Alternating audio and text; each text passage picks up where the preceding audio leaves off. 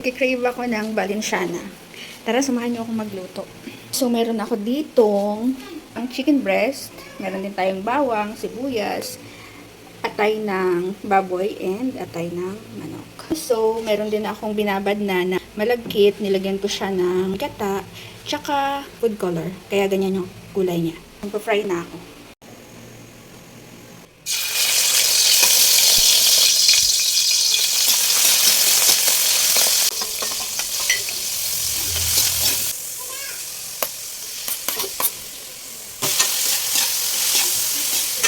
Sasangkot lang natin ng maigi ito para mawala talaga yung lansa ng atay. Takpan muna natin. Check natin. Lagay tayo ng asin. Madisarap. At haluin ulit. Lalagay na tayo ng tubig. Tubig na sakto makaluto siya sa bigas natin na malagkit.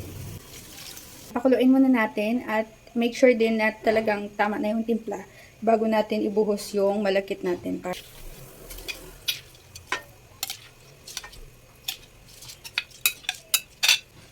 Takpan ulit.